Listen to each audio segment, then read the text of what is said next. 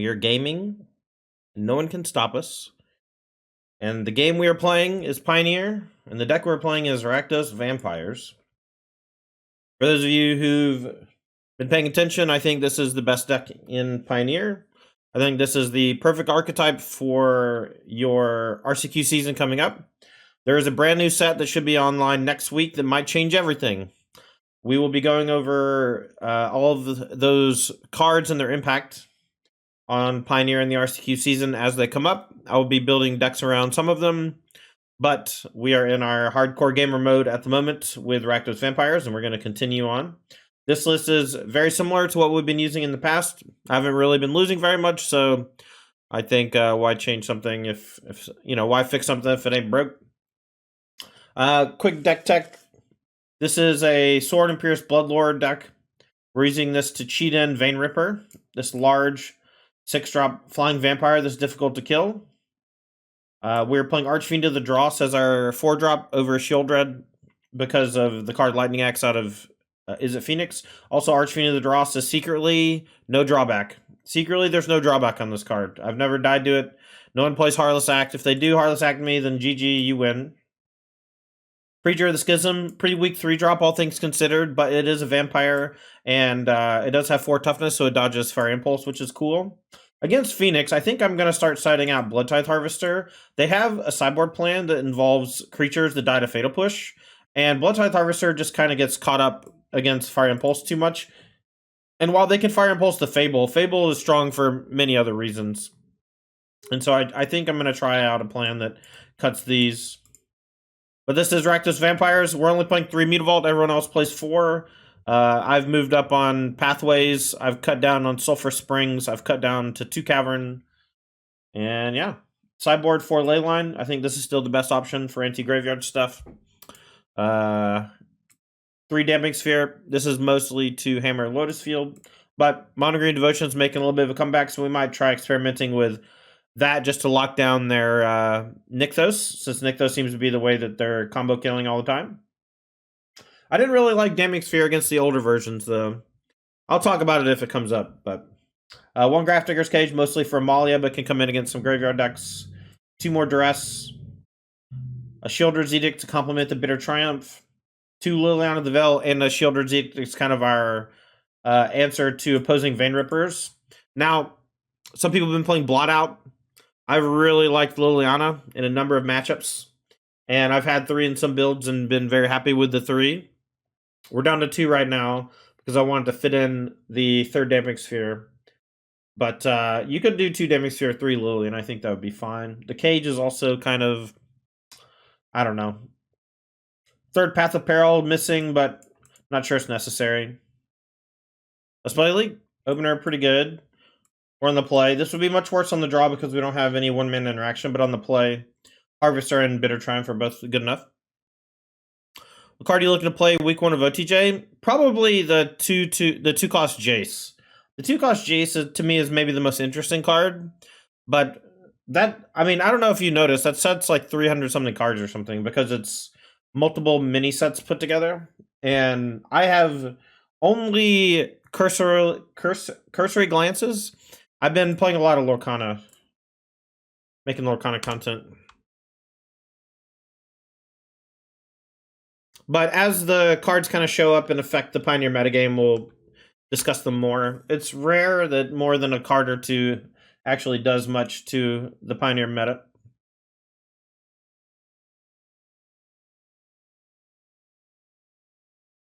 Yeah, Pioneer's fun, man. Otawara makes me want to Bloodtithe Harvester because they can't kill it this turn, so we can maybe pressure them. And then next time we can go Thoughtseize plus Dust Legion.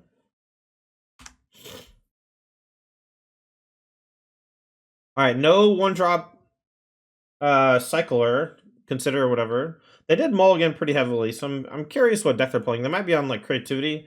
Breeding Pool. I was not expecting Breeding Pool. I'm really curious what they're on now.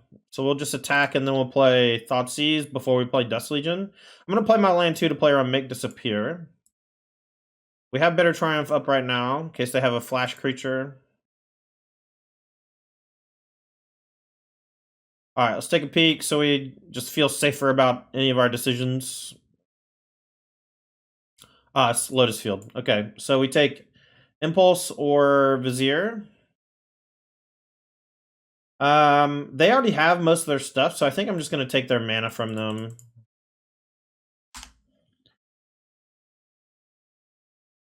So they're going to Impulse, but they could have cycled anyway, and the cycling there is not that big of a deal, so you could argue to take it, but they could just untap and cast it. That's something they do a lot with Vizier, because it plays defense nicely. Sorin could have stopped that, but now we're just going to go for Archfiend if we draw the land. If we don't draw the land, we'll go Sorin. Maybe Sorin minus Dust Legion.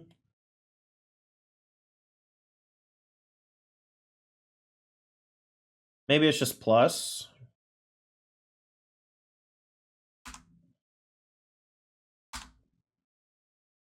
We're so close to being able to kill them. Next turn, I think we're just short. Short by 2. So we might use Blood Token and Dust Legion's out looking for another discard effect. But they also might have nothing. They might just have mana. Mana only. Also, I'm glad to hear that your buddy's getting back into the game, Taylor. It's always nice when your friends come back to the game. I am pretty happy that we have our third Damping Sphere in the sideboard. Hopefully we draw another Sorin. Another Sorin would win the game. Alright, so we attack for 5. Put him to 5. We can throw the Sorin out and put him to 2. Let's go for Dusk Legion Zealot. Just maybe force him to kill us. Dang, it was the next card. Brutal.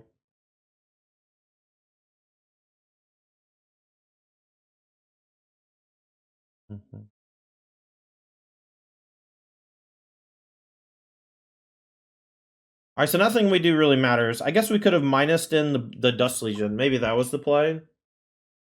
But I don't know. I don't think it really matters. I mean, we're either dead next turn or we're not, right? We're either dead or we're not. So I will, I guess, throw the Dust Legion at face.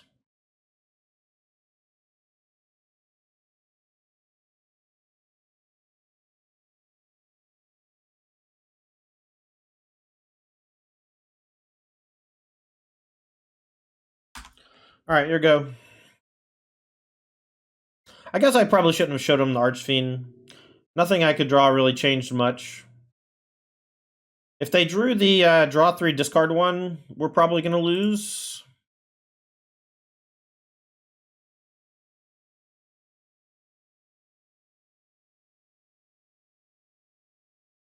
Tandy, did you see that red-white monstrosity Xeno1 trophy with yesterday? I did, actually. That person has me blocked for some reason. I don't know why.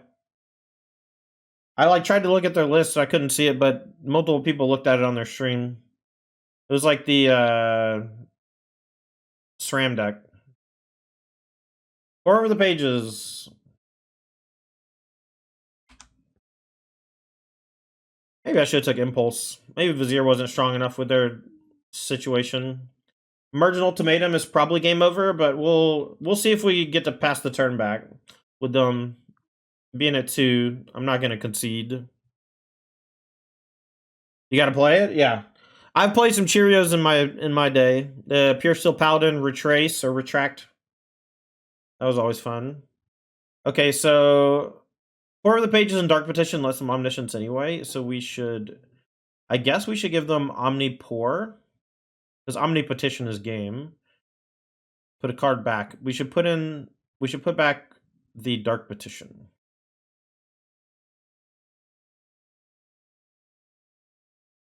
And then just hope they brick on the draw 3. They probably won't, but they might. We have to take the non-deterministic kill line, but that's why Emergent Ultimatum is so good, because Omniscience, Pour of the Pages is very close to good enough on its own. I'll just concede to the second one.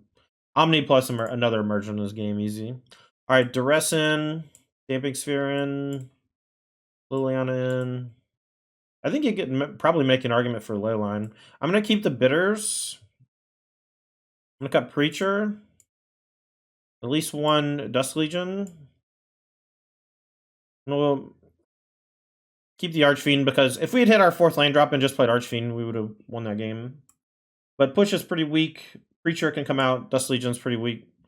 A lot of discard and damping spheres. Good clock.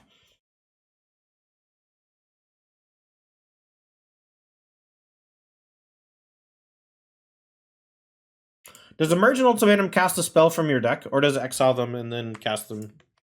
Usually Grafdigger's Cage gets screwed.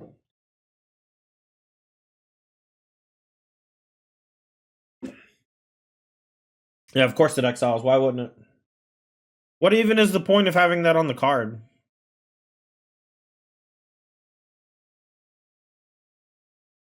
Scooter, what do you think about Leyline in the matchup?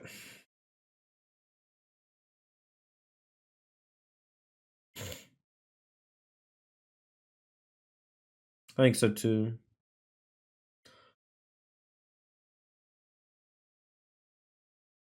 No. I think this is a mulligan. We don't have enough pressure. Or mana. Oh yeah, this one's good. Put a card back. The second damping sphere has got to be the put back.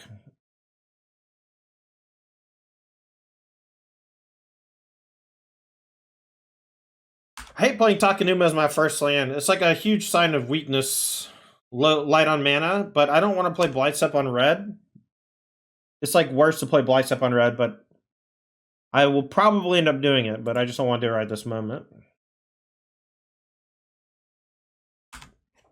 Land here for Fable or Sorin would be nice. Nice.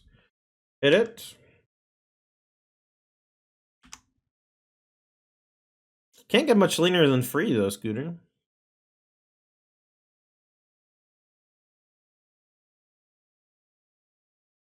We'll definitely play Fable next turn over Sorin unless we draw exactly Vein Ripper. And then the turn where they play their Lotus Field is the turn where I'll Damping Sphere them, probably. Kind of feel like maybe I should have kept the second Damping Sphere.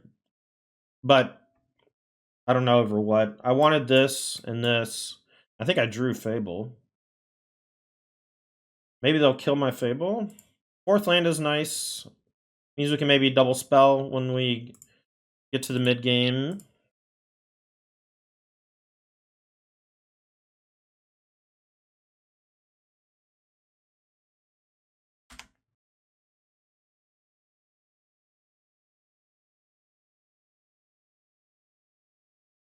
Did we have Fable on our opener? If we had Fable on our opener, we probably should have put back Sorin. Kept the second damp. Play around Besagers and such. If they sack the Lair of the Hydra here, I'll be pretty happy. Lair is one of their kill conditions when we're low resource post sideboard. You know? They can sometimes just generate like 20 mana and kill you with the Lair if you're not careful. Especially if you take a lot of damage with your Thought Seizes and stuff.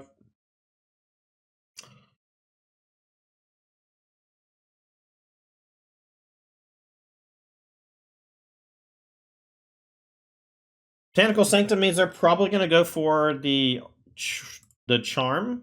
So let's look. Hopefully we find a discard spell here and we can go discard plus damp. I'm going to pitch the high for sure, and I think I'm going to pitch the Bloodlord. Because I think worst case scenario, we'll just Archfiend. Maybe we Sorin plus Damping Sphere. The problem with Archdruid's Charm here, that they 100% have Archdruid's Charm, right? But the problem with Archdruid's Charm is that they can use it to kill the Damping Sphere. And so... But I guess we're not getting killed next turn. So maybe we just play Archfiend.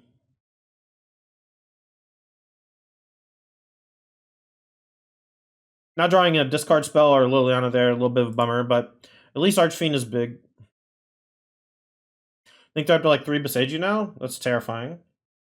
But, I mean, gotta do what you gotta do. And that's why we play... I mean, maybe we should bring in Pithy Needle, right? Because we can needle the Beseju, or we can needle Thespian Stage. I think you can needle Vizier of Remedies as well. But here, so they get Lotus Field, it comes in tapped. And if they go Damping Sphere copy, great, right? Because then we just go Damping Sphere and they're in trouble. They could have Beseju, but they're on a 2-turn clock. And so they have to have some amount of time to kill the damp. And Soren was not a strong enough clock there, or else I would have rather have done that, obviously. Wonder if they get Thespian Stage. If they already have a Lotus Field in hand.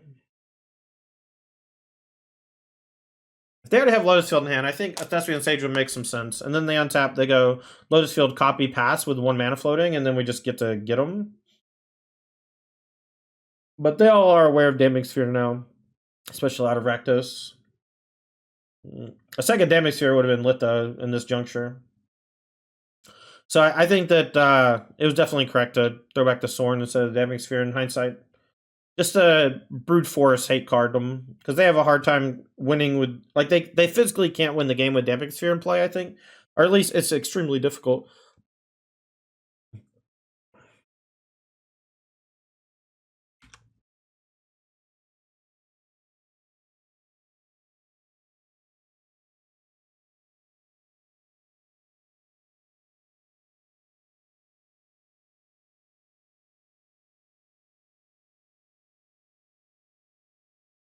I guess there is a chance that we die this turn.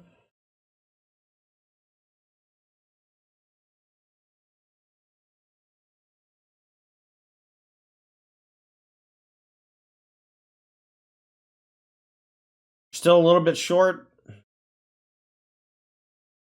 So we'll just buff the Dust Legion, attack, see what they do. Maybe they like bounce Archfiend or something with Otawar to prevent damage, and then they get locked by Damp.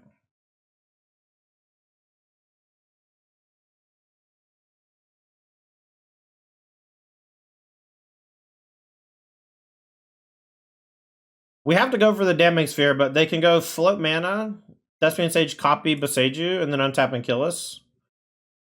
Which is kind of what I'm expecting to happen. So we were trying to bait them into doing something. Alright. Here we go. We'll see if we're just 1 turn short again, both times.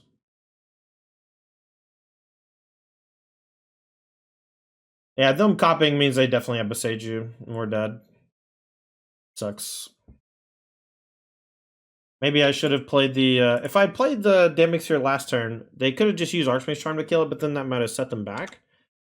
But I think we probably should have just played... I mean, it's hard to say play Damning Sphere over Archfiend when we just don't have a clock. Our Fable not finding discard was a bit of a bummer. I guess the game's not even over yet. We'll see. We can maybe get a turn to untap, and maybe they have like a big sideboard creature or something, and then we have to make a copy of Archfiend and attack for a bunch. See if we can maybe win that away, but I don't expect to survive. But the post sideboard games get really weird. See, post sideboard game, they probably just had a bunch of mana. Yeah. They're so worried about all of our stuff that, you know, obviously they drew a lot of land, but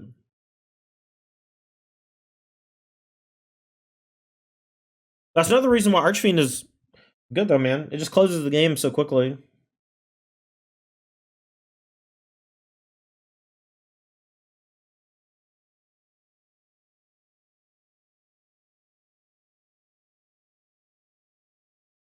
All right, pretty good opener. We'll keep. We even have a good answer to Lear, if that's a plan that they have, or a hard cast Vizier. I'm going to lead with... I guess Thoughtseize is always better first, in case I really want to hit a creature.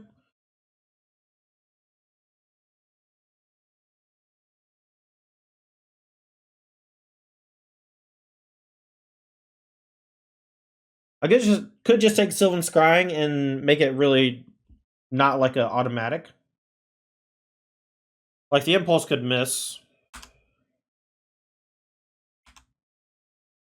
We'll wait 2 turns on the Duress. We'll go Blood Tithe into Fable, probably.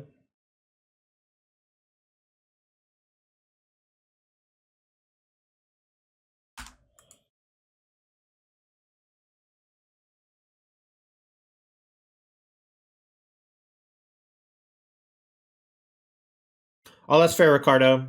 They also could have used Beseiju. Like, if they have 2 Beseiju, they can kill the Fable. I think the game keeps going. I like playing the Archfiend a little bit better than the Damp.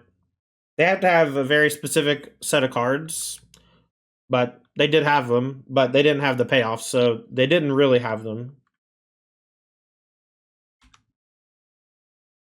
Vein Ripper is a interesting draw. All right, they did not find what they were looking for. They didn't main phase it either, which means they have Archmage's Charm. So we're just going to go for the Vein Ripper and hope we don't die next turn. It's very difficult for us to die next turn, I think, and we can maybe kill them with Sora and Vein Ripper. We also have a Duress to take Ultimatum, so we might be able to steal the game that way.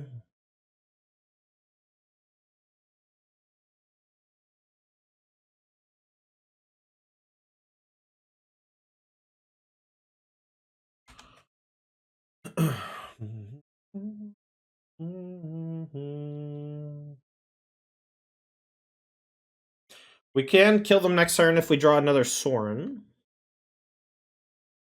If they don't have Archmage's Charm, I cannot imagine us losing. Unless they have like a Wrath effect of some kind. Sometimes they play Wrath. Them not main phasing the Impulse to look for Lotus Field is wild. They are deathly afraid of Damping Sphere. And I guess for a good reason, but that's kind of the pinch, right? Because they're too slow now. Because we took the Stone Scrying from them, they missed on the one turn. They didn't find Archmage's Charm either. I really don't think we can afford to duress on either of the turns that we played threats here. And I think Stone Scrying is the correct take, but I really am not sure. Maybe if Stone Scrying is the correct take in those spots, I should lead with duress on one, because I can maybe Thoughtseize the Vizier later. But it's not really that big of a deal. Main phase Vizier with no Lotus target. I cannot imagine this is good news for them. And now next turn we get to go attack, duress you, hold up Bitter Triumph. Can we win next turn? Let's see. 9 puts them to 8. Sorin puts them to 3, and then I can kill my own Vein Ripper. So not quite. I think I can put them to 1. 8, because this is 5 damage, and then this is 2 damage.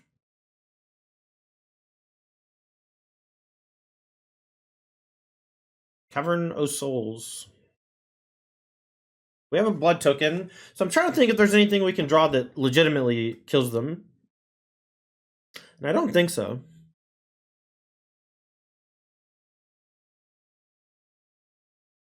Right, but if their hand is just like 2 Viziers or whatever, Scooter, or 1 Vizier and some junk, you know, being able to take the Vizier is great.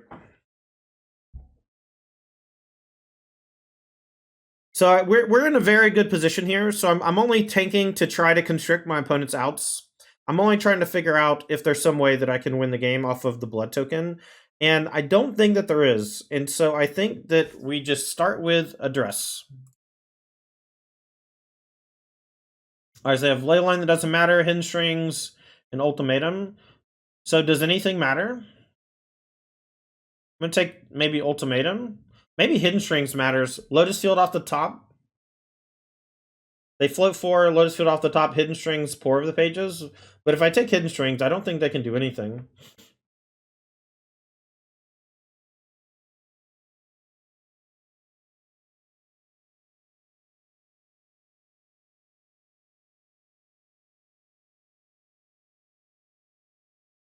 I put a counter on the Vein Ripper just because it's way more life gain in case they do have Dramoka or some stupid thing, but their hand is basically nothing. Howdy, Tandy. Hope all is well. I'm doing pretty good. Hope you're doing well. GG says, if this deck cheats Vein Rippers into play often, could you not get away with less than 25 lands?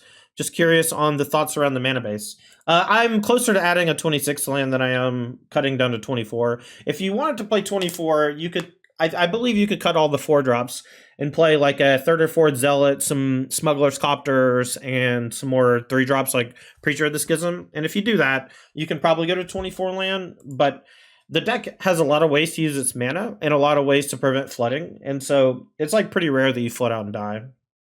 All right, well, hand is obviously crazy if we had 2 more land, but 9-card hands don't exist. I will keep this one. I think I'm going to put back Blood Tithe Harvester because we can't cast it. And I'd rather keep both 3s if I draw the land. They're just slightly more powerful.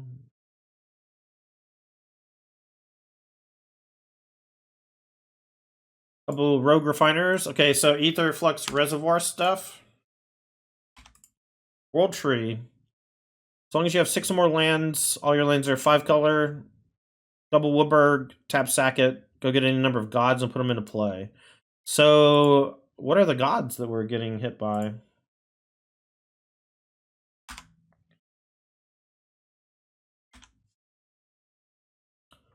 Yeah, maybe. I did think about holding up the Bitter Triumph, and I think pop Blood, look for Sorin, and then Duress Plus is definitely the schmoove. All right, I'm going to play Preacher.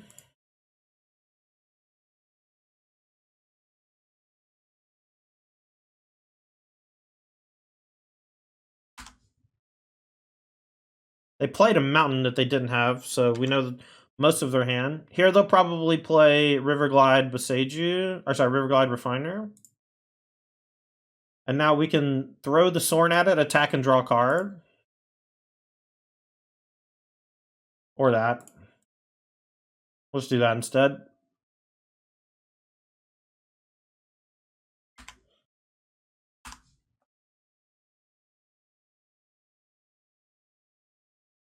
Alright, your go.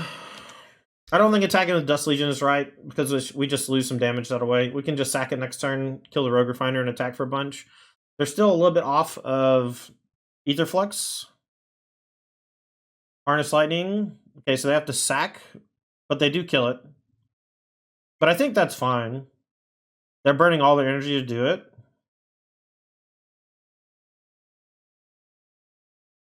So we know that they have 4 cards in hand, one of which is Hub, another which is Boseiju. They can't kill the Preacher with another one. Alright, I am going to go for the 2-turn lethal with double Mutavault activation. I kind of want to throw the Dust Legion. And I don't think they can kill Preacher, so we're going to attack here. Pump here. And this is lethal through 1 removal spell next turn. And through most blockers. Another Harness Lightning. Yeah, I think this is why we did it. 3, 4, 5, 6, 7. Y'all want to go on a journey with me, chat?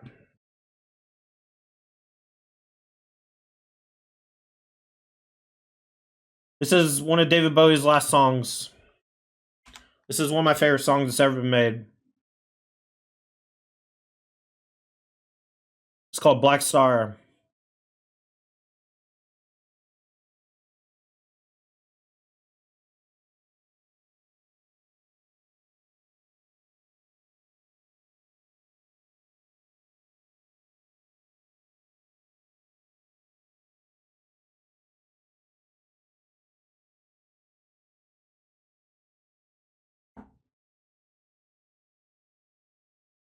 Yo, I Crap Thunder, thanks for the sub, Prime Gamer.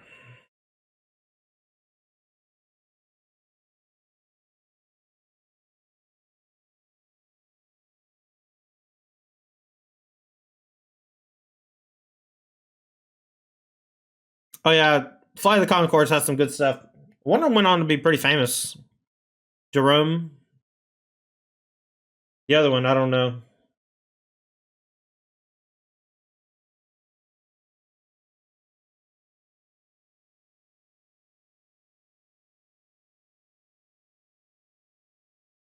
I don't know what to cut. They gotta have servants. Servants of the Conduit. Maybe it's Archfiend. Maybe we just gotta break them down. Archfiend doesn't do that.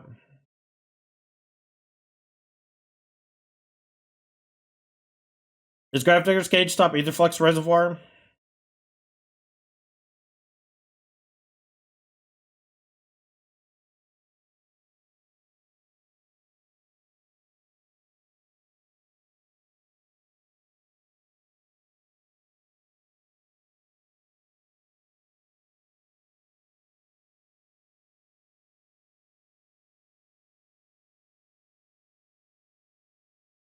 Sounds super awkward. I think I'm gonna keep it though.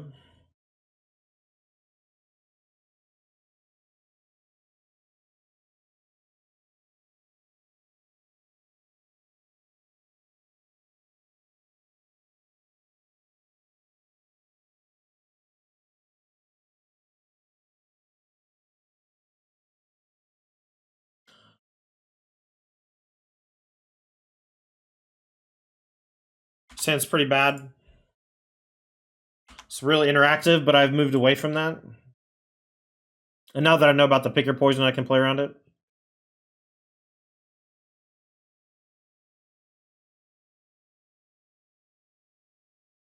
Yeah, I already got my ticket, Reptar. Tweeted about it yesterday, I think. Day before yesterday. Okay, we'll say go. Hold up removal spell for whatever they play, and then we'll literally start upticking. Probably play Sulfur Springs.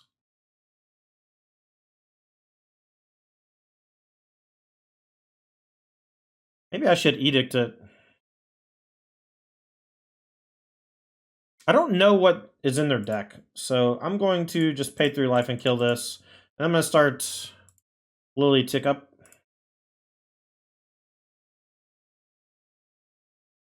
Pitch a Cavern.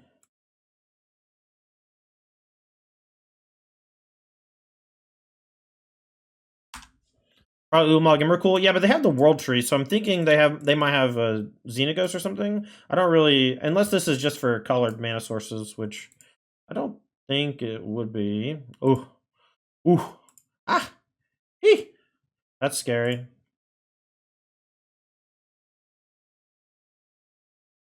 Alright, let's go animate this. Put a counter on it. I'm gonna plus. I think I'm just gonna pitch the Edict, because I can just kill something next turn. And I kind of want to empty my hand. Maybe a mistake, because I want to make sure that they don't have something that can pressure the Lily, but I think the Mutavault should be good enough. Attune with Ether, Harness Lightning, you choose target creature.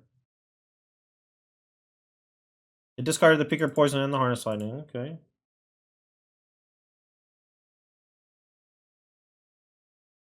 Alright, let's plus. Where's our K commands? Yeah, I don't know. Another Harness Lightning down. We'll name Vampire. Then I'll go just...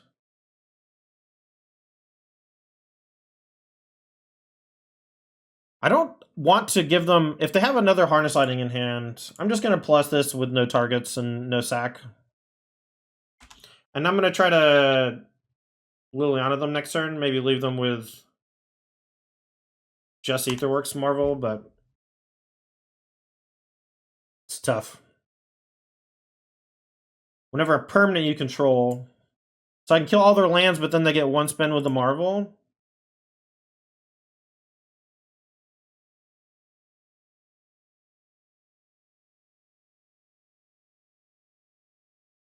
This is weird. Alright, we're just going to go Marvel versus the lands. And I'll give them 1 spin with the Marvel.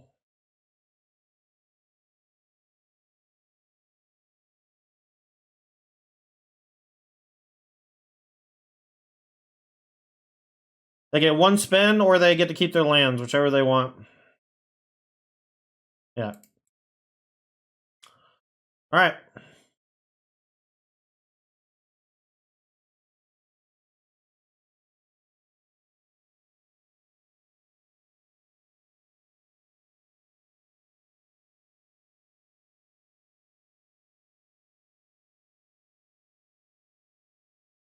Alright, we're gonna go put a +1/+1 counter on the Dust Legion, and I'm just gonna say go. I can't attack with Mutavault, but I'm gonna see what they spin first. They might not spin for a minute, waiting for like the best time to hit an Ulamog or something, or an Emrakul. But they don't have lands anymore. Here it comes.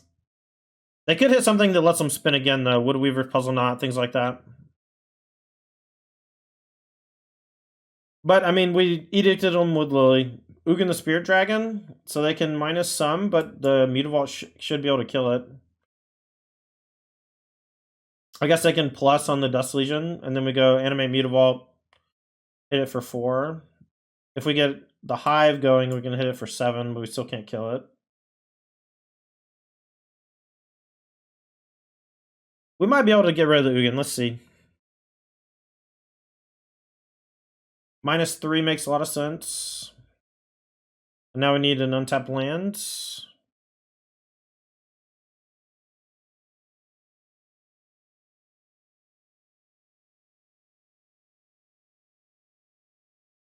Let's the rest of them, see what's going on over there. I'm gonna take the Attune with Ether. So they'll be able to kill my Dust Legion, but then my Mutavault gets to kill the Ugin, and we leave them with a Pick Your Poison, which doesn't do anything, and a Harness Lightning, which can't be cast yet. They'll go up to 4 energy when the Ugin dies.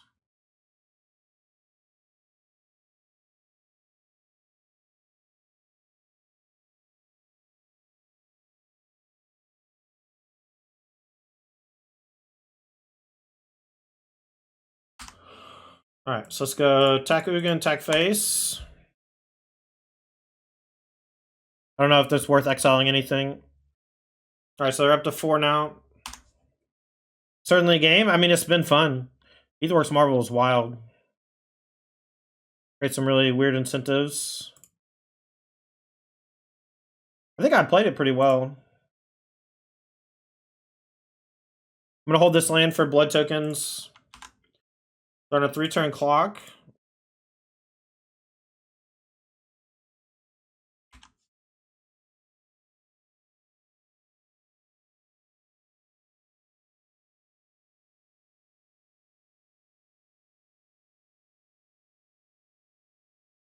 No red sources here, so I think we're gonna mulligan.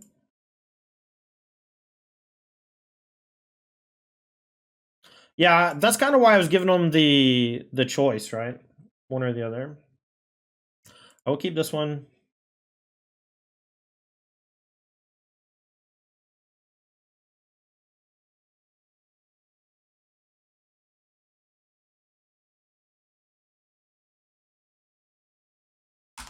Here we go. Got the nice 2-3-4 curve on the play. No 1-drop, but that's okay.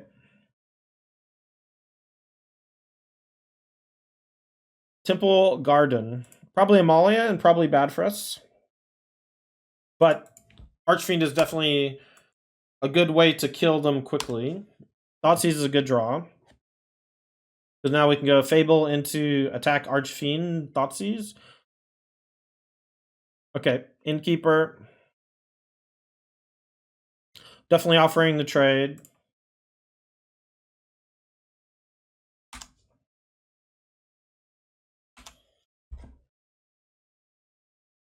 We do need to keep one of the lands.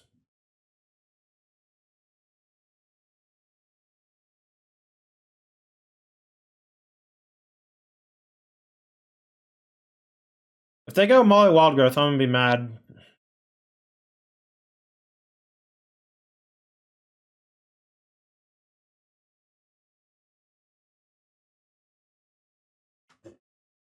Can I say that I just really dislike Amalia existing? Can I say that?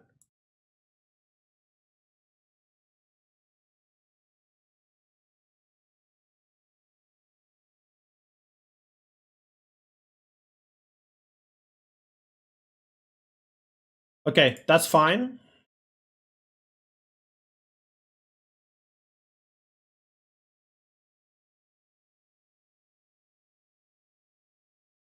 I attack with this.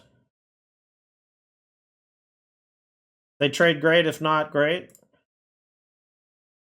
Thoughtseize. Looking for like Cocos and stuff. Cord. They already have the Reservoir. If we take Reservoir, the Amalia combo doesn't kill us, but I don't really want them to be able to go to Amalia Cord. So can we stop this in any way? Because they even have the Extraction Specialist. So we can take Cord. And then they go Amalia. Let's just take the Cord. Here we go. I don't want to put any creature into the graveyard the Extraction Specialist can get back.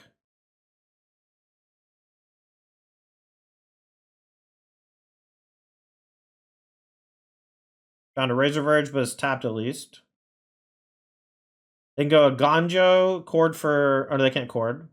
They can go... They could have won Extraction Specialist, I suppose.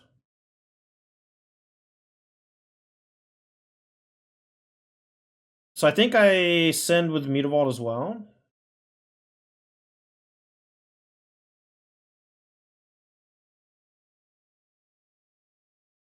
I'm going to post-combat Sorin. Let's see what they do here damage-wise. Because we can go Soren, throw the Dust Legion at something.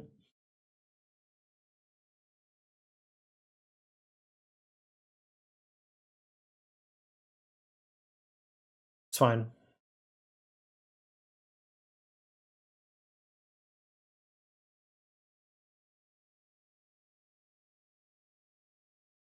Soren, we're going to plus, sacking Dust Legion. And we're going to kill either Skyclave or Prosperous. If we kill the Prosperous, it's like really hard for them to combo us. But the Skyclave gives us an extra body to pressure with. I think killing a Prosperous makes the most sense.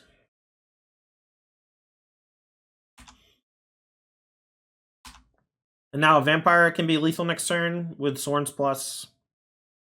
How do you feel about one Erebos on the board? Oh, I saw that from a challenge list this past weekend. It looked okay. All right, Grafdigger's Cage. I'm not unsold on Duresses. I think Path of Peril and Cage are good. Shoulder's Edict is pretty weak. Creature of the Schism is pretty bad, I think. Maybe the Duress is bad, just because it misses too often. So we'll just do Path of Peril and Cage.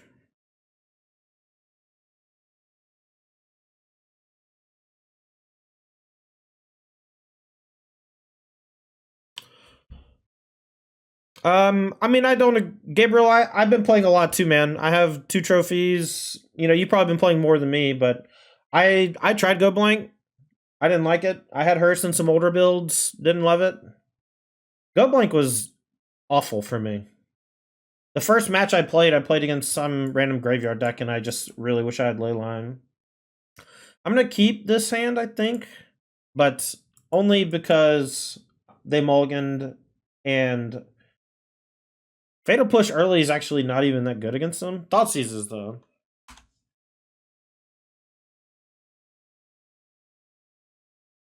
Path of Peril is a nice one. Might not even play the Blood Tithe Harvester on 2, depending on how they sequence the next 2 turns. I'm hoping they just go 2-drop, 3-drop, and don't assemble combo. And we just get the Path of Peril on 3.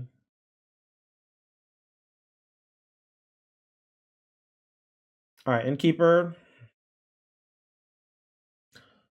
I've had nothing but good experiences with my Ley Lines of the Void. I know some people have had bad experiences, but I think about them in a very specific way, and I don't know. All right, let's go and play Blood Tithe Harvester, because I guess there's a good chance we don't play the Path of Peril next turn. And I want to have this as a blocker slash a way, like we can maybe just kill Innkeeper next turn or something. Threaten to kill something. Yeah, Leyline's not good against Amalia, but I also don't think Go Blank is good against them. But I definitely could be wrong on the Go Blank thing. I mean, they do empty most of their hand, but if they just cast an early Amalia, they can use it to get a bunch of lands off the top of the deck with these. So they can Chord for 3.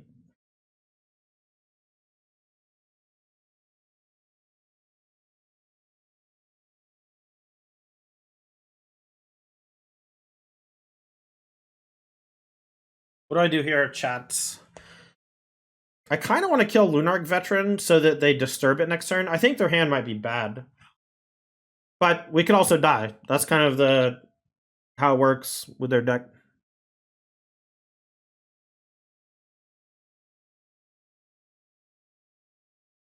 Yeah, I mean, when Go Blink is good, it's really good, Gabriel. But when it's bad, like when it's just too slow, that's when it's rough.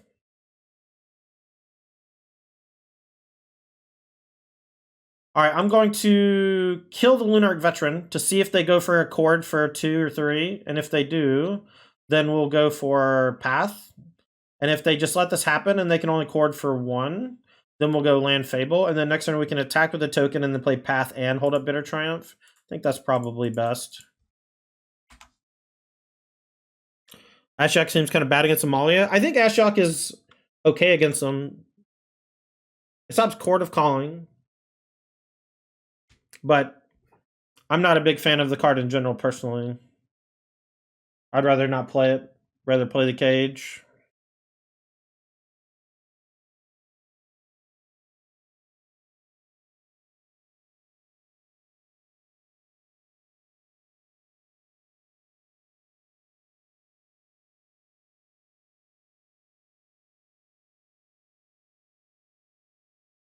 All right, we'll attack with Goblin. I'm going to play the Path of Peril here.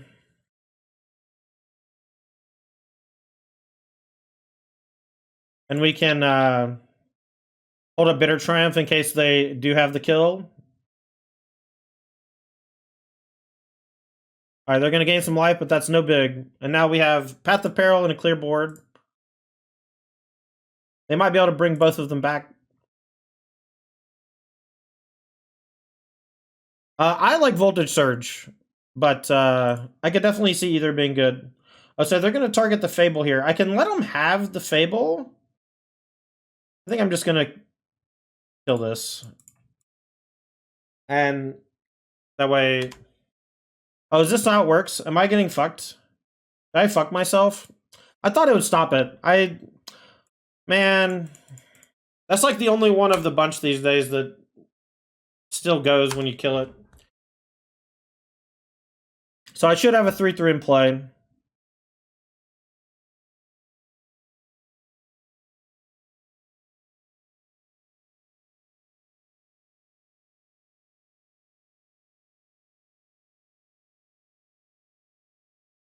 This map. Top card's a cage. I don't really need the cage. Map again. Looking for the land so we can get a Vein Ripper down. At the Peril. I'm going to graveyard that as well.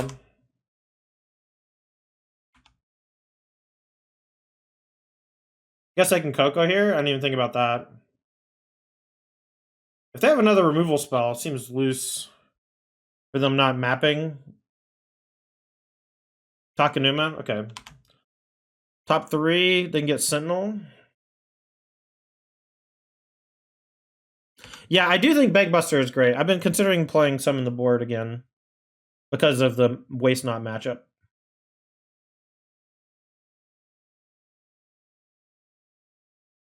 Alright, so they hit a Molly off the top and they grew their thing. So now if we play the Vein Ripper, we're going to lose our 4/4 Goblin. But we do get a Fable triggered to discard here to look for the land.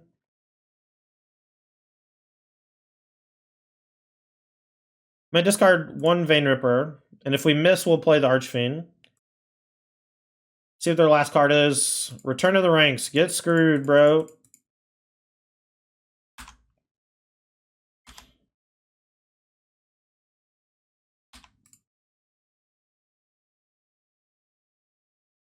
Land on top. If they attack, they lose their Sentinel. Yeah, GG. 3-0. Looks solid. Yeah, deck's great. I've been playing it a bunch.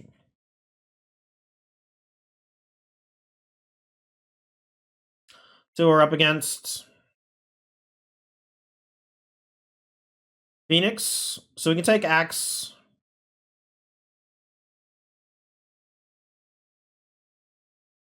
No. Maybe we just take Pierce. That way our 3-drops resolve. So our Sorin just resolves if we hit the land.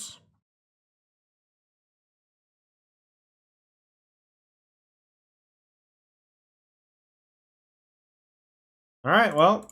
Everything's coming up Millhouse. I don't think they'll Axe here. They'll probably just consider digging for Phoenix and similar.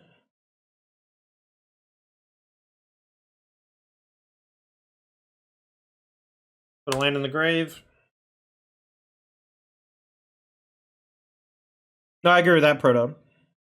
I do think cutting Blood Tithe in this matchup makes sense because they just have Fire Impulse, and that's like your only good Fire Impulse target. Like while Fable is a Fire Impulse target, it's not a good Fire Impulse target. Main phase considers interesting. Not sure exactly what they're looking for. They kept it. See what land they play. Hopefully just tap Steam Vent so I can just go Sword and Vein Ripper without a sweat.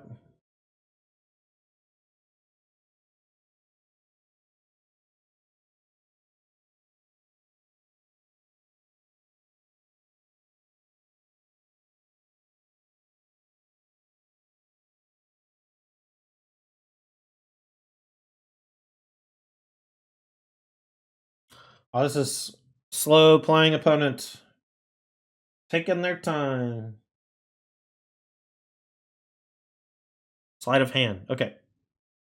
Straight up nothings. Alright, now next turn they have to go Ledger Shredder, Lightning Axe the Vein Ripper.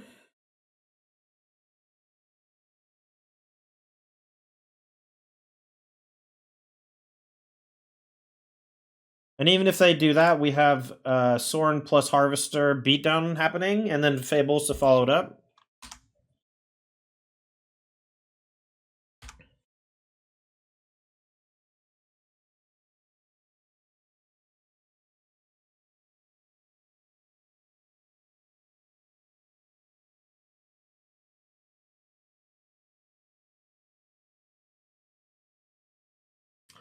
All right. What you got? They got the Birdman. Tequila. All right, so they're going to take 2-4 and lose most of their resources down to 3 cards left in hand. They're going to be at 11. We're going to Soren tick up to 4, hit them down to 7. So if they don't discard a Phoenix. All right, they discard Otawara. So they have 3 cards in hand we don't know about, and they're looting. They do get to discard an extra land here. And we're going to have a lot of pressure on them still with Harvester and Fable.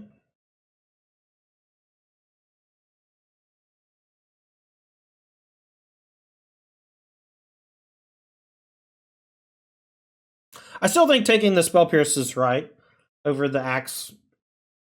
I think guaranteeing our Soren coming down or making it much more likely is right.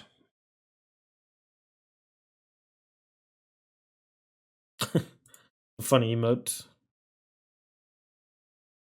They discarded a cruise. That's a bad sign. That means their hand must have at least one other cruise. Oh my god, Joey.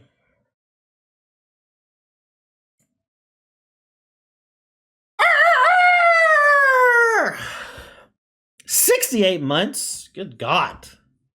So many months. Thank you so much for the long time support, Joey. Appreciate you. Do I play Preacher or Fable?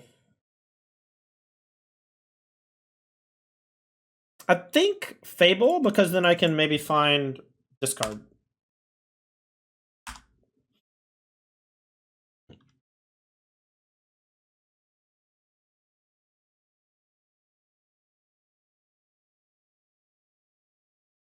This is kind of my problem with Preacher in general. Is it almost always feels like a worse play than Fable. And so, I don't know. That's all. I don't know. 1-mana Treasure Cruise. Let's go.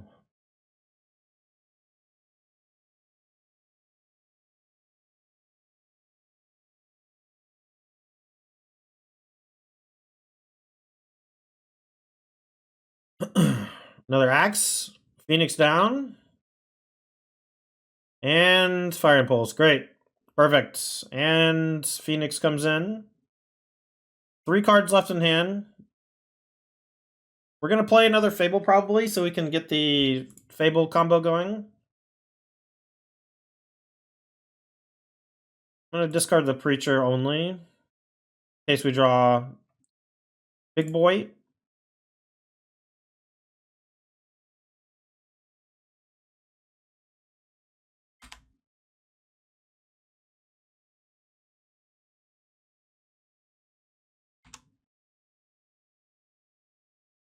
Probably going to discard the Soren.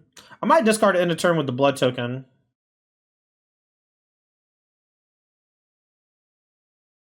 Man. That Treasure Cruise, one heck of a card. We had a really great start, and they found the Ledger Shredder to stop it. It could have been the Fairy as well.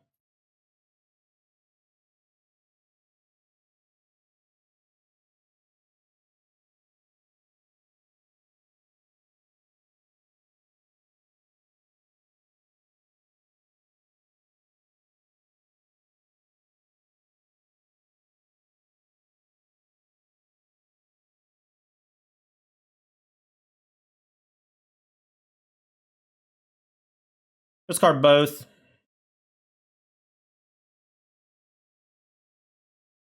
All right, we're going to go pay through life, kill this.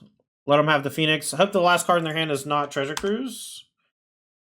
The next turn we get to do the Fable thing. They played a lot of removal. They've been through 2 Treasure Cruises.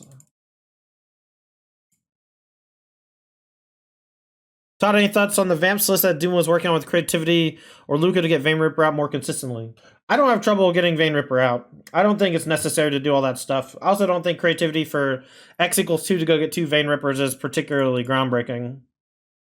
Doing it for X equals 1, you should just be playing Transmog. But it is a cool idea, and I don't want to take anything away from Doom. I really enjoyed Doom streams, and I enjoyed watching him play that deck yesterday. Alright, land number 5, so no Cruise maybe? 4, 5. What costs 5?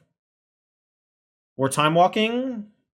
We're time walking. That's fine. Time walking is fine. All they did is attack for 3. You would have kept Thoughtseize Bloodtithe Harvester against Phoenix Ledger Shredder? Are you serious? How can you possibly think that that's a keep?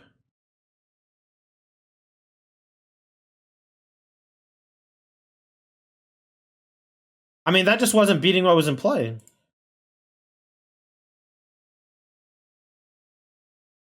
Alright, I think we're okay.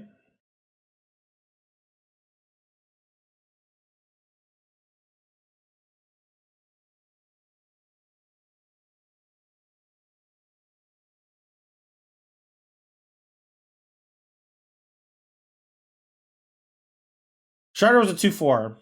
And I had already popped one of my bloods, my first blood. So they probably have a removal spell here.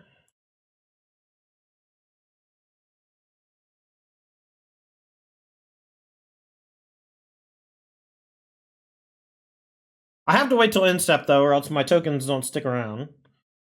And making one copy doesn't do anything because one of them's summoning sick. I just don't think Bloodtithe Harvester does anything there, man. I don't know.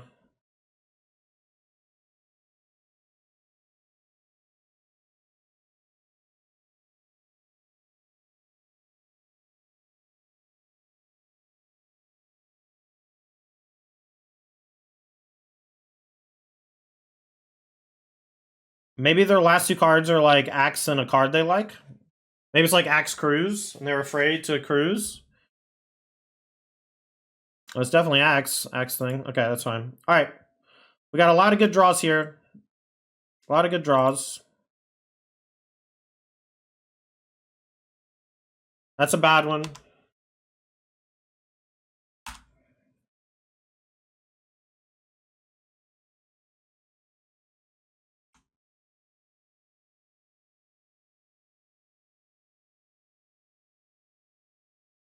All right, maybe I should have played this in case we drew Van Ripper, but I'm gonna be 1 point short. I think I might play my Blackleaf Cliffs. No, I gotta keep it in case I draw Harvester because I can push the Phoenix.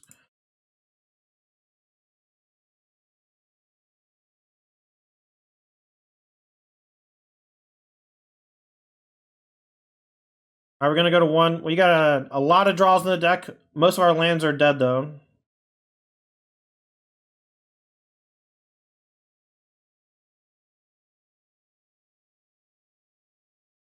Creature. And then we can go target, and we'll get a 1/1, and then we can push the Phoenix.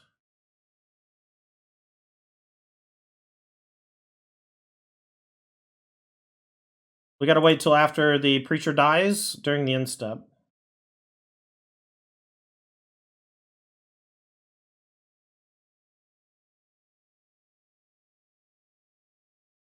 Now, we can still lose. They could have another Spell Pierce here, but we've seen 2. They can play 3 spells and get Phoenix back. They can play a Spikefield Hazard. No! No, please! Please miss! Probably dead. God darn it. Gosh darn it. They put one on bottom. Maybe they bricked.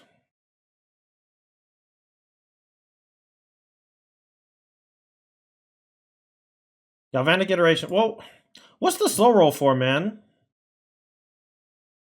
What is the slow roll for? Bummer. I mean, my draw in the last few turns was quite bad. I could have played it a little bit differently, I think. I mean, you can always make some different decisions. All right, so I'm gonna try boarding out Bloodtithe Harvester, and they're gonna bring in like a bunch of creatures. So we are going to we're not gonna Lily, and we're not gonna Edict. Although Shoulder's Edict might not be that bad. I kind of want maybe Duress and Edict, but I think Duress is fine. The Harvester for Leyline seems fine, and I think I want to keep the pushes. I'll just do this 4 for 4.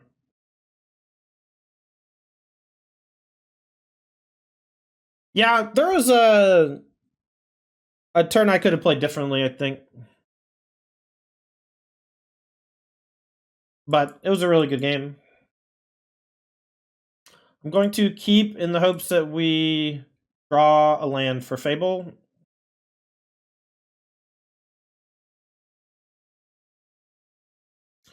This Vein Ripper is pretty weak in this hand, but it is a combo card, and we have a pretty great 6 otherwise, right?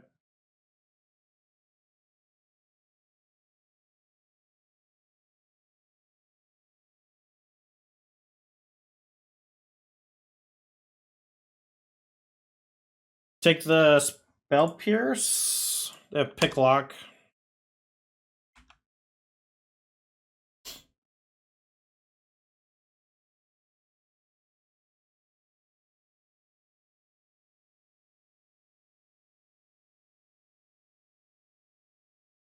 Maybe I should mulligan once looking for Leyline. Ah, found it. If I draw the land, I'll be pretty happy. If I don't, I'm going to be pretty sad. Now their plan is just going to be to free the Fae, and so these removal spells look pretty bad. Maybe I should trim some, just more Duresses. 2 Fatal Push for 2 Duress, but I lose to like Young Pyromancer a bunch after board.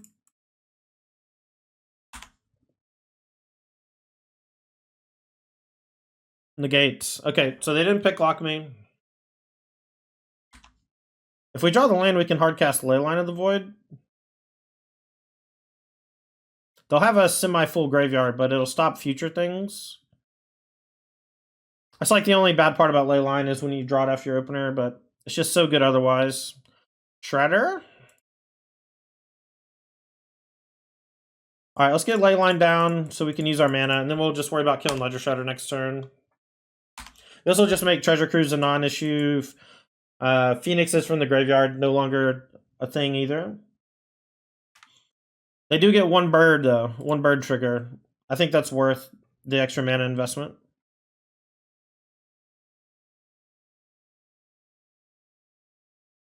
Yeah, I agree with that, Scooter.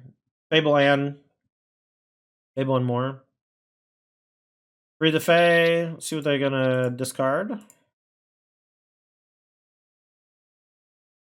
They pitched a negate. They found a axe or an opt. Which one they pick? They took the axe. Okay.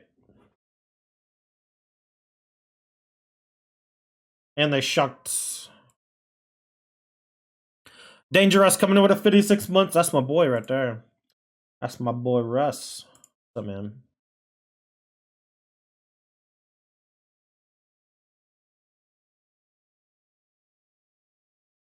Scooter, we're gonna play some PUBG in a little while. If you want to download PUBG again, they added revive to every map, and it's good again. And I am gonna play some duos with Russ if you don't. But we'd love you to play with us.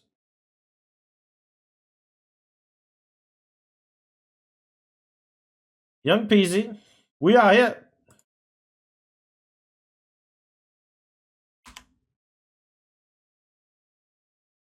Hopefully they don't have another counter spell. They've already went through 2 negates and a pierce. So they have a free the Fae, so they do get a token, but we do get to kill the Pyromancer. And now if we draw a land, we can play Vein Ripper, but we know they have Axe, so it's not even that good. But it does take away their last couple cards. They took Consider.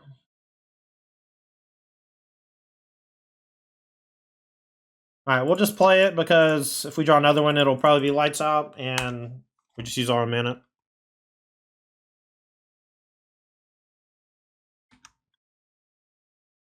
Oh, you're on West Coast? Or are you talking about, are you playing Tarkov?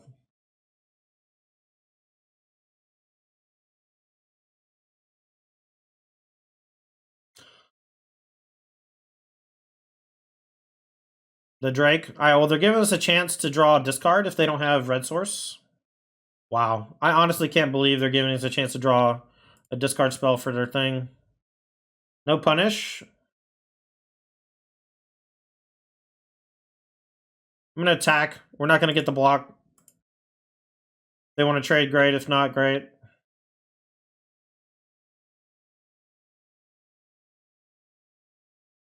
Alright, a really close game 1 followed by a pretty bad flood in game 2. Our Fable getting countered after we thought sees them is always a bummer. Especially when we kind of run out of steam.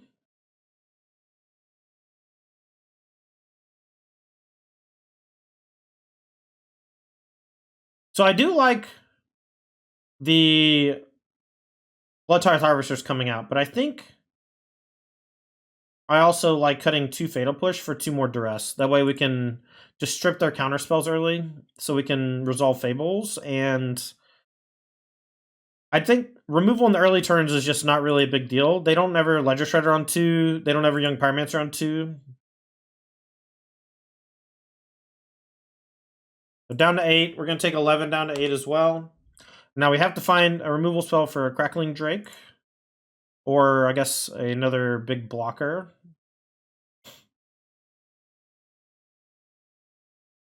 Another Free the Fae, imagine. And they found another Lightning Axe, so we're probably dead. We'll take... Still 11. Oh, there's 3 lands in one thing, that's why. So this is not enough. We can throw this and gain 3 life. GG. We'll keep this hand because we have Fable and Thoughtseize. We're on the draw, though, so we can maybe get run over if we just draw Brick, but Thoughtseize should slow them down a little.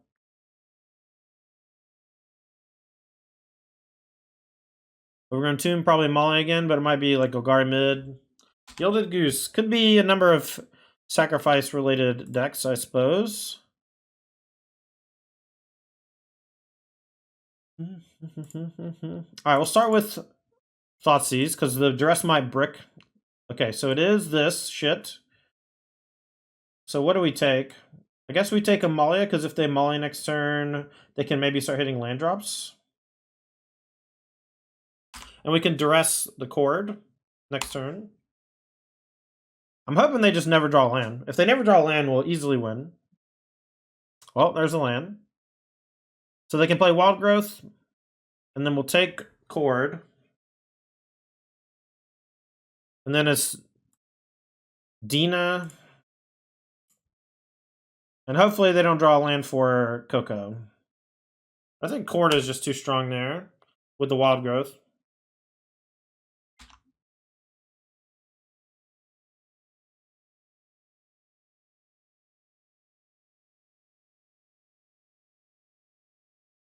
Amalia for show. Well, the Gilded Goose is not in every Amalia list. Here comes Adina. Alright, I'm going to play Fable and hope I don't get Coco killed.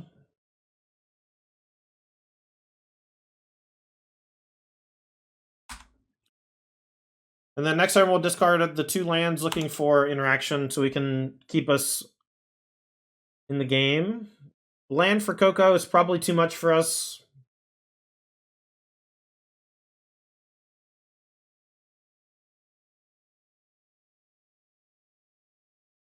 Journey on. So they get a map, so they're going to grow the Wild Growth. Dina's going to deal some damage. See if they hit the land off the top with the map. They'll probably graveyard whatever it is. Turn to the ranks. They don't even have the second white source. Oh, they do with the goose, I guess. So maybe they'll keep that, and then once they go for return to the ranks on Molly, if we draw a removal spell, we can kill Wild Growth in response. So they do keep it on top. So this is going to be a hard one to navigate. We're going to take the 4 down to 12.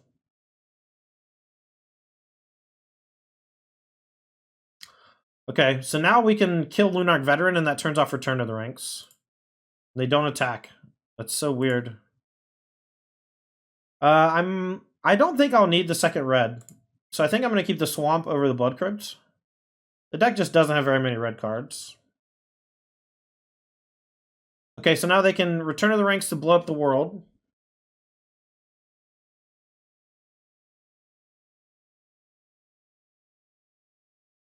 We can't do anything about it. But they'll have... If they have the Reservoir, we'll die. Oh, we'll die to the Dina, actually. So it doesn't matter. So how do we not be dead? We have to bluff. We have to bluff.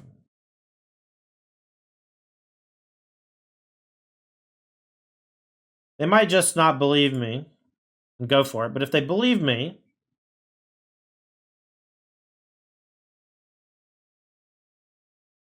we might have a shot. We can draw an extra card with Preacher. We can also throw... So they're going to draw Return to the Ranks this turn, right? And so we can throw the Preacher at the Lunarch Veteran, I suppose. If they attack with both, that's a clear sign to me that they're going to go for the Amalia. Maybe not blocking is correct, just to give them some incentive not to Amalia me. But they do the thing. They might just cast the Kellen. Alright. They're going to... They did not... Okay, so let's just make them have the Reservoir, I suppose. Oh, no, we're just dead to the Dina. Excuse me. Alright, you win. Alright, Grafdigger's Cage, Path of Peril. And then we were boarding out the Duress and the 2 Preachers.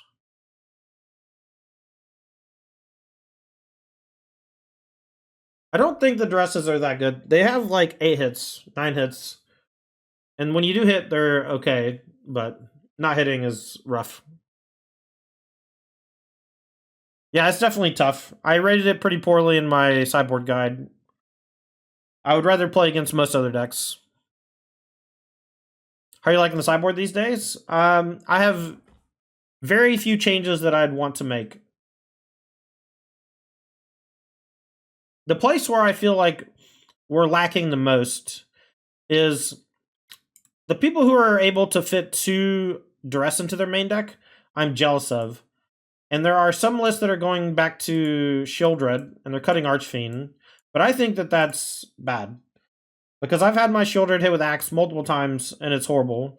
But Archfiend might not even be a good enough threat against the stuff that our opponents are doing. I'm gonna hold on to the Thoughtseize, I think.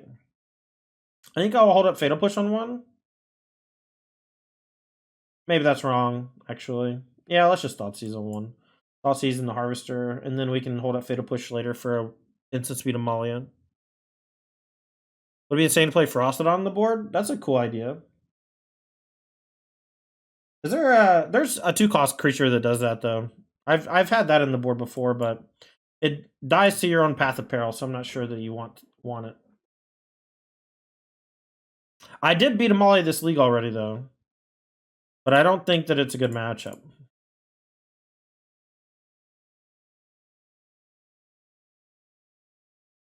I think I just want to take maybe just Chord. The Sentinel of the Nameless City is actually really annoying. Let's just take that.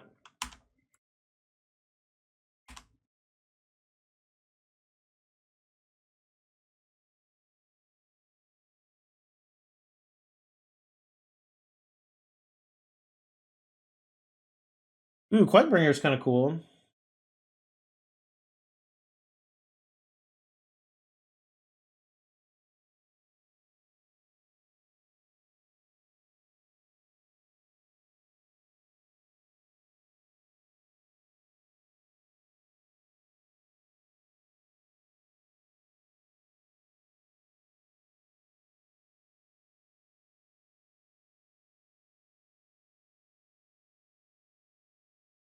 I'm hoping we draw a black or red source so we can go Harvest or Push on 3.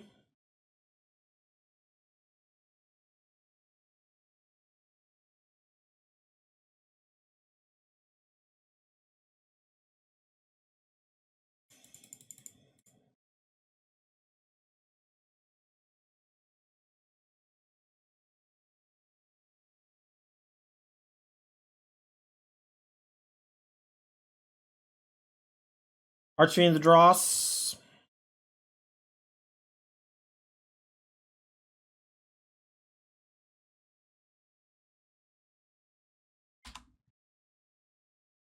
Alright, we're probably going to kill whatever creature they play this turn, if they play anything.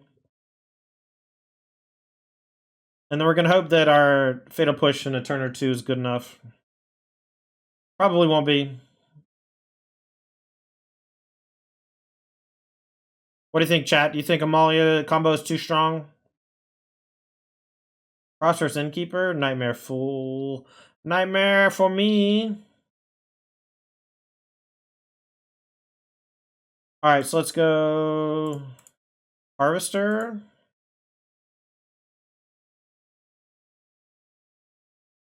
I'm gonna go ahead and kill the Innkeeper.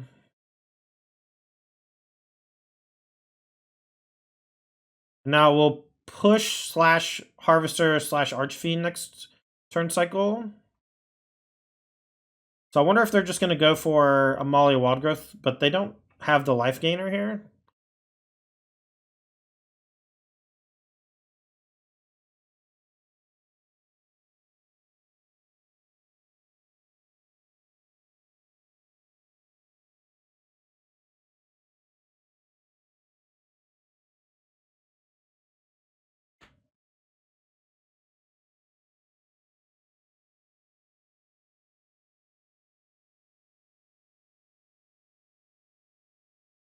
Alright, we'll kill the Amalia. Then we go Archfiend, then use Blood Tithe Harvester to kill the Wildgrowth. And I think that protects us from the brunt of it, but they can still combo next turn with the Cord.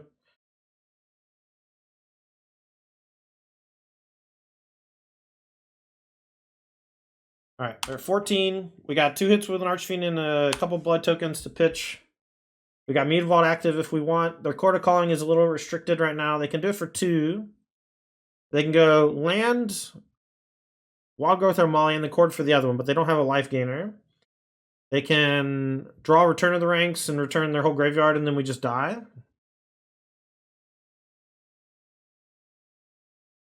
Really? Man. Whatever, dude. We're saving my life. Alright.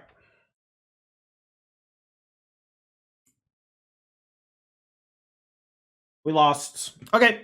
So, this is a pretty stock Vampires list. I think the less Phoenix you see in the format, the fewer Archfiends of the Dross you'll see. I don't think that Shield Red is better. But I think that maybe lowering the curve is better, and maybe just not playing 4 drops at all. Like just being a really low to the ground black-red deck. If we cut the 3 Archfiends, we get to play another Preacher, but I've been kind of soft on Preacher. We get to play another Duress, which I like.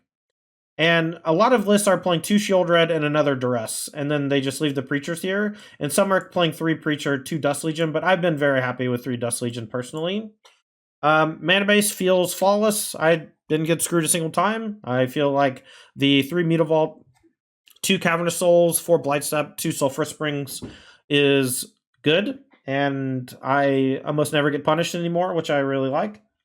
You could maybe make an argument to cut a Blightstep pathway for a 4th Mutavault. Most of the stock lists have 4 Mutavaults. Sideboard, kind of want a 3rd Liliana of the Veil. It's an extremely powerful sideboard card. I kind of want main deck Liliana of the Veil. Maybe that's the jam. Maybe we get rid of the Caverns, we cut the Archfiends, and we just play low to the ground Liliana of the Veil. It comes in so often, and it's so strong when it's good. Path of Peril is the sweeper of choice, and it's been solid. That might, if we cut Archfiend, the sweeper might want to change. Maybe we could play something like Extinction Event, but 3 mana sweeper is solid against Amalia. Shouldered Edict could be any other removal spell. I don't really mind. I like the Shouldered Edict. It could be Blot Out, though.